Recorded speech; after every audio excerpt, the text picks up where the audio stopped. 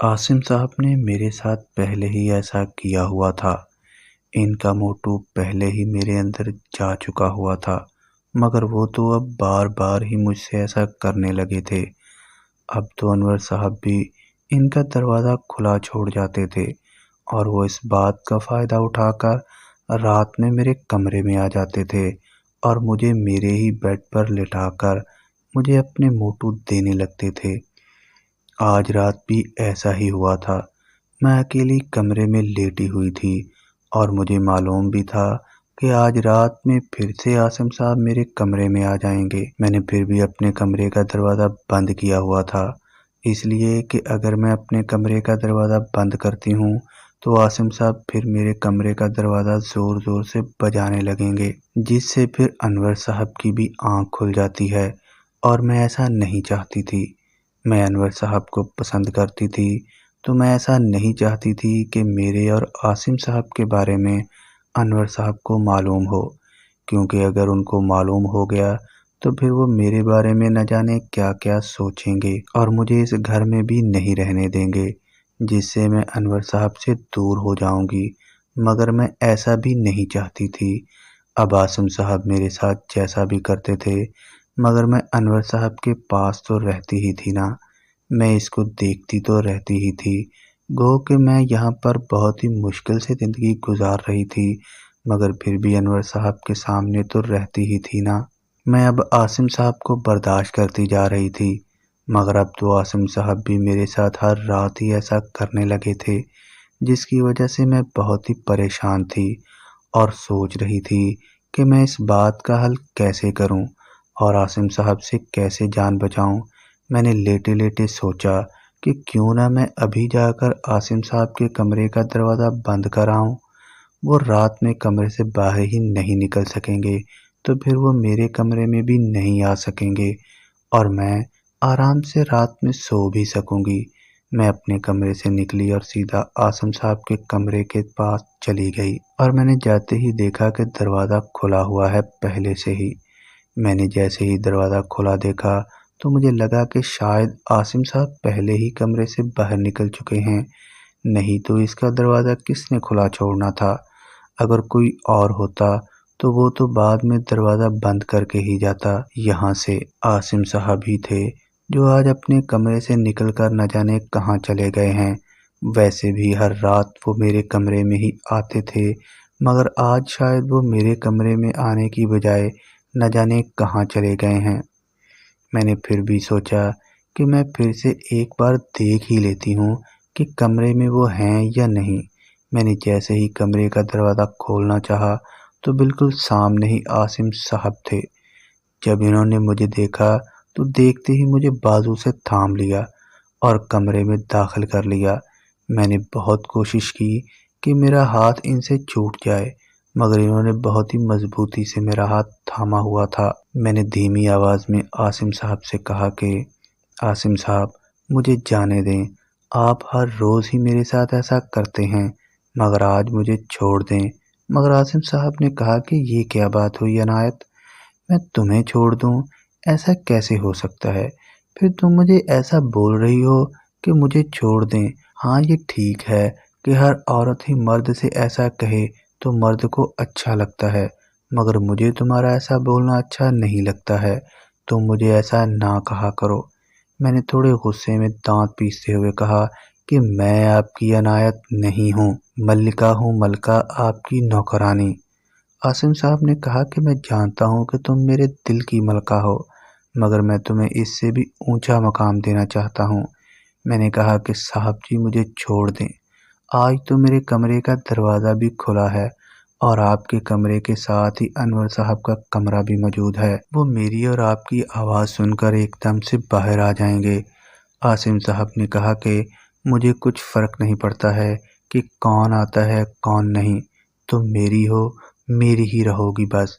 میں نے عاصم صاحب کے ہاتھ پر زوردار کاٹی کی اور اپنا ہاتھ چھڑوا لیا، مگر عاصم صاحب نے فوراً سے ہی میرا دوسرا ہاتھ تھام لیا اور مجھے کھینچ کر اپنے ساتھ ہی لگا لیا، اور جیسے ہی میں عاصم صاحب کے ساتھ لگی تو میرا پیچھے والا حصہ بھی عاصم صاحب کے موٹو کے ساتھ لگ گیا اور مجھے اس وقت عاصم صاحب کا موٹو گرم سا محسوس ہوا تھا۔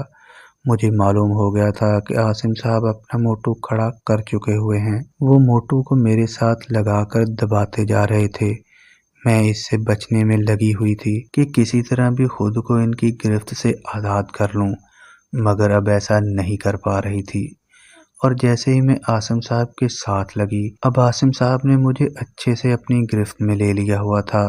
میں زیادہ کوشش بھی نہیں کرنا چاہتی تھی، کیونکہ اگر میں نے اب اور بھی زیادہ مزاحمت کی تو پھر شور ہی ہونا تھا، اور اس سے پھر انور صاحب کو معلوم ہو جانا تھا کہ کوئی گھر میں ہے جس کو کوئی مشکل ہے، اور پھر وہ اٹھ کر عاصم صاحب کے کمرے سے باہر آ جاتے۔ جب وہ مجھے ایسے عاصم صاحب کے کمرے میں دیکھتے تو کیا سوچتے؟ انہوں نے تو یہی کہنا تھا نا کہ میں ہی اس کمرے میں آئی ہوں اور میں ہی عاصم صاحب سے ایسا کروانا چاہتی تھی، تو ہی میں یہاں پر آئی ہوں۔ اور جب مجھے معلوم ہے کہ عاصم صاحب نے رات کے وقت شراب پی ہوئی ہوتی ہے، تو پھر میں یہاں اس وقت رات میں کیا کرنے آئی تھی؟ اب مجھے جس انداز میں عاصم صاحب نے پکڑا ہوا تھا، مجھے نہیں لگتا تھا کہ اب یہ مجھے موٹو دیے بنا جانے دیں گے۔ میں نے آج پھر سے اپنے آپ کو بچانا چھوڑ دیا تھا اور مان لیا تھا کہ آج بھی میرے ساتھ ایسا ہونا ہی ہے۔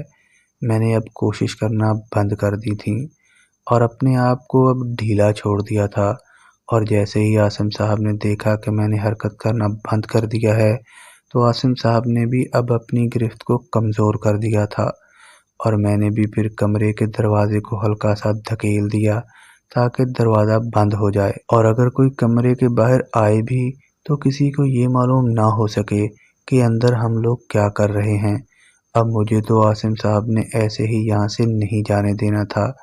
اگر میں پھر بھی کوشش کرتی تو ہو سکتا تھا کہ اس کشمکش کے عالم میں کچھ ایسا ہو جاتا کہ انور صاحب اٹھ جاتے اور ہمیں ایسے اس حالت میں دیکھ لیتے، تو پھر میں تو گئی تھی نا اپنے کام سے۔ مجھے اس سے اچھا اور صحیح یہی لگا کہ عاصم صاحب ہی میرے ساتھ یہ سب کر لیں، کم سے کم کسی کو معلوم تو نہیں ہوگا کہ کیا ہوا ہے اور کیا نہیں۔ جو بھی ہوگا مجھے ہی معلوم ہوگا، کیونکہ عاصم صاحب تو ابھی یہ سب کرتے ہی بھول جائیں گے کہ انہوں نے میرے ساتھ کیا کیا ہے۔